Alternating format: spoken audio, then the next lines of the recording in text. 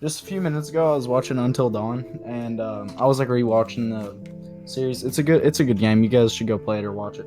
Um, but I was watching it, like rewatching it, and I just ate breaded I don't know what it was. It was like breaded like vegetables or something, and all the crumbs kind of came off of my plate, and I was literally in the middle of holding my plate and taking a bite, and a jump scare happened, and I flung crumbs all over my room. There's literally at least 3 crumbs in between each key on my keyboard. God. I mean, the other day I spilled Dr. Pepper on my keyboard, and my enter key has never been the same since. It'll never be the same. Coin. The coin. Oh my God, Kane! Do I have to tell you this every time? I'm sorry. And Excuse you. I cannot believe you've done this, Makai. Alrighty, he's got a 5-minute suspension. I'm muting him. No, I'm kidding. Okay, my answer is no, the same as them nerds. Copy. Copier. Okay, No, you gotta be original. You gotta say, no. Yeah. No. Fat and retarded. Alright, get a big juicy question. Moral of the story is you're retarded. Yeah. Big retard. Fat retard. Fat and retarded. Not like Makai though. Makai is on a different Not dimension. fat and retarded. You're just fat retard. I can't be on the same plane of existence as Makai.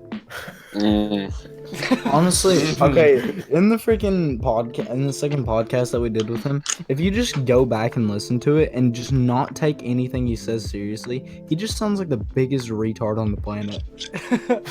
Probably because I've listened to it back and I'm like, Makai is kind of weak. Oh, don't worry, Makai. You might think you're retarded now, but wait till we get Dalton in here.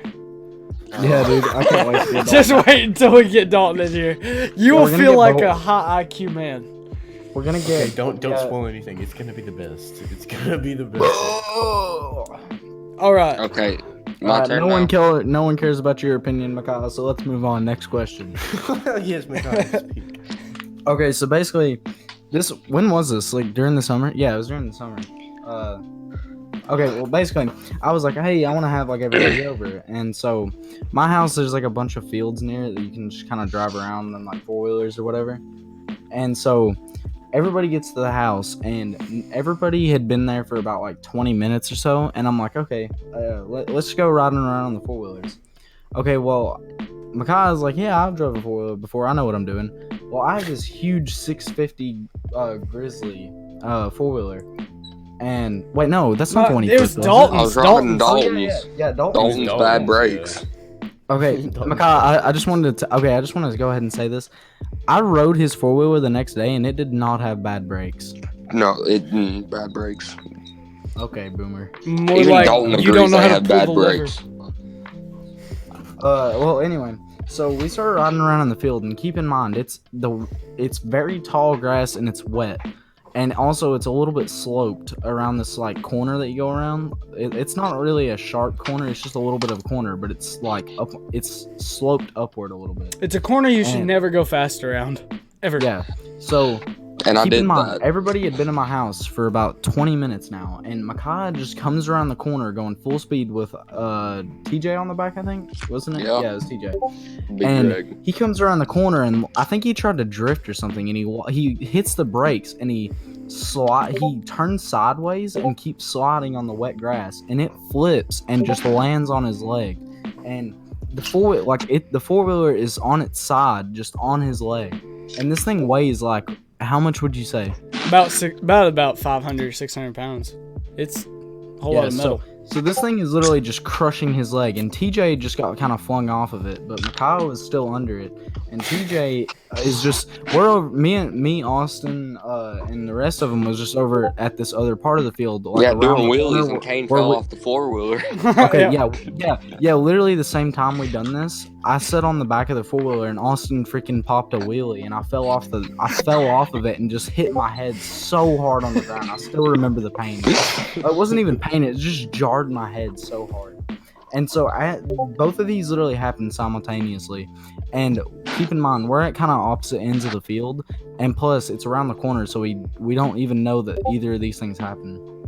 And we go, and then I'm like, all right, let me back on. Let's go back to the house. So we start heading over there, and we just see the four-wheeler on its side. We don't even see Makai because of the tall grass. And TJ, we can see his torso and up, and he's sitting there waving at us.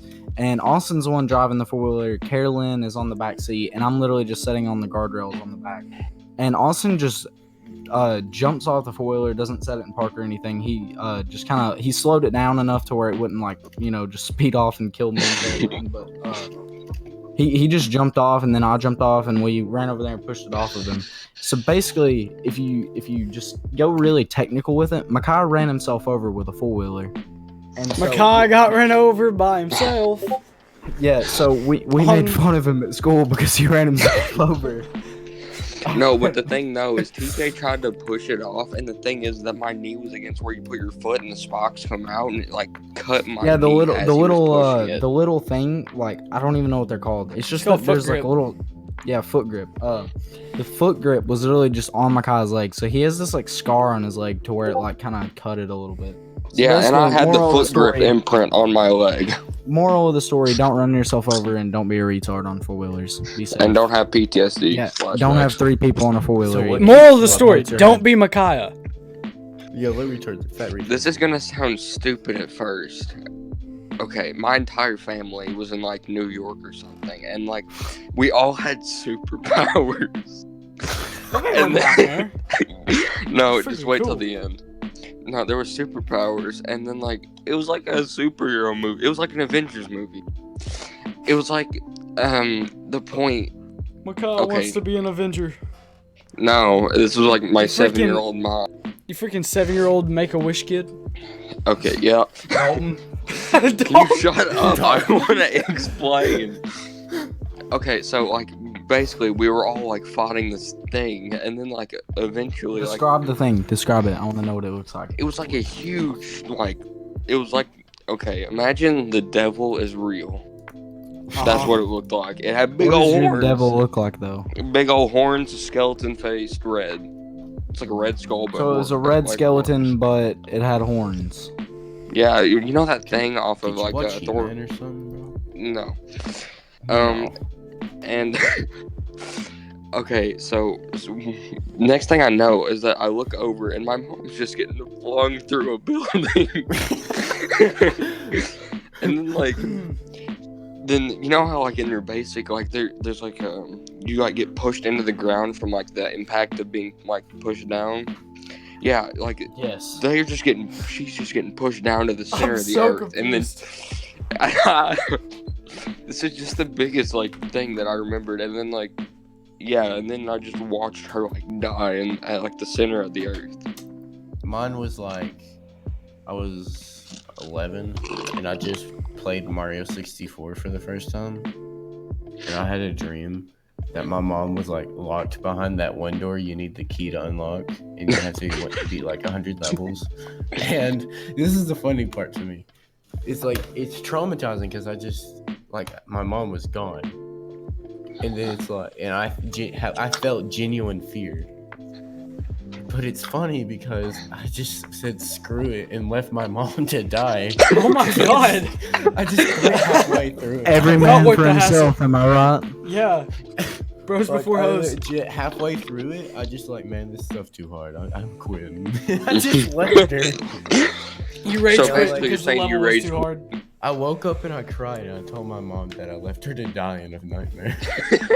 Which yeah, All right, no one cares. I just gotta say, my armpit's stanky. mine too. Good morning, y'all. Deodorant Tom.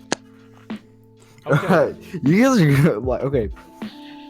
My freaking worst nightmare was Austin was a freaking serial killer. all Oh right? yeah. And keep in mind, this is literally the realest dream I've ever had. It literally, I'm not even joking. I'm literally getting.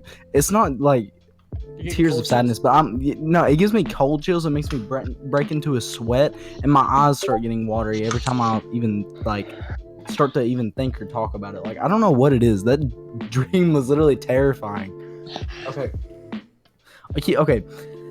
This is the most realist dream I've ever had. Okay, I literally in the dream, as soon as the dream starts off, I wake up in my bed at the exact same position that I went to sleep in. So that I think that's why it felt so real. And so, in this dream, Austin's a serial killer, and he breaks into my house, and he's not after me. He's literally after my freaking stepmom, dude. And I go in the living room, and I hear my stepmom like scream, and then Austin freaking walks in. I walk in there, and he just shoots her right in front of me, and I start breaking into I just start breaking down, and then he ends up like turning around, and I don't remember what he said, and he shoots me in the head, and I didn't keep in mind. This is another reason why it was so real. Then once you know how like whenever you get jolted, like whenever something really terrifying happens, you jolt and then you like wake up. Yeah. Okay, this is another reason why it was probably the scariest dream I've ever had.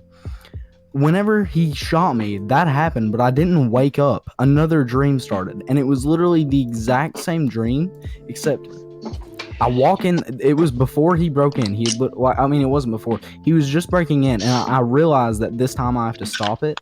And so I grabbed this freaking pistol in my room, and I go in there, and I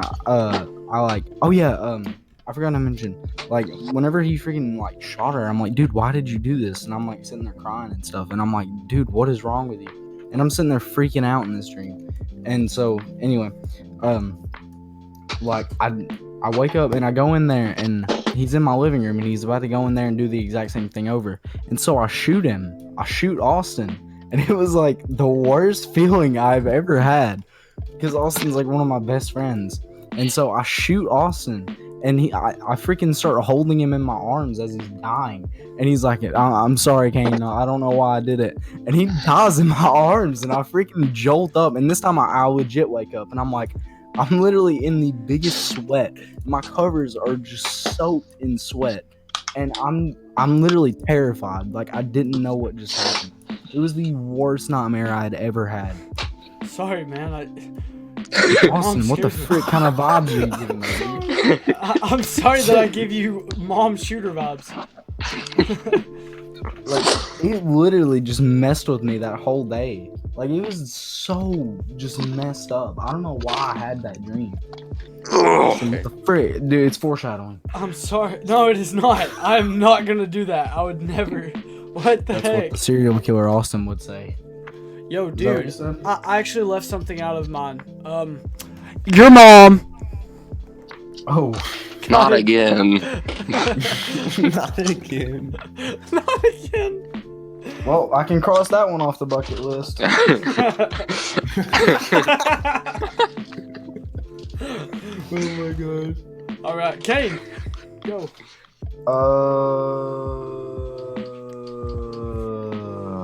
Alrighty, next topic. All right, next question.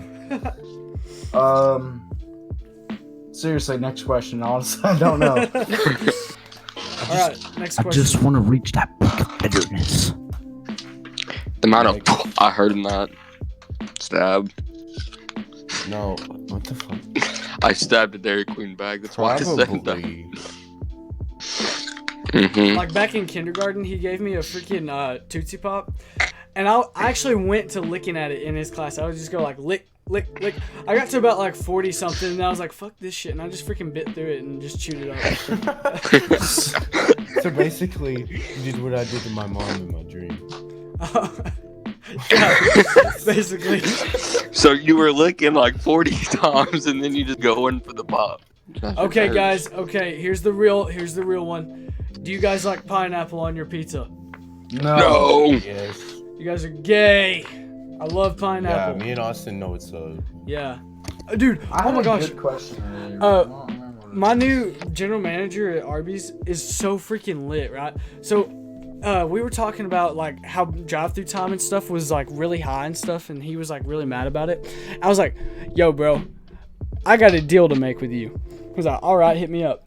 I go, "If I get the drive-through time under 40 seconds, like from literally the start of them getting up to the dang the order taker screen all the way to the window, and when they leave, it has to be 40 seconds average all day." I said, if I can get it down to that, you have to pay for our pizza.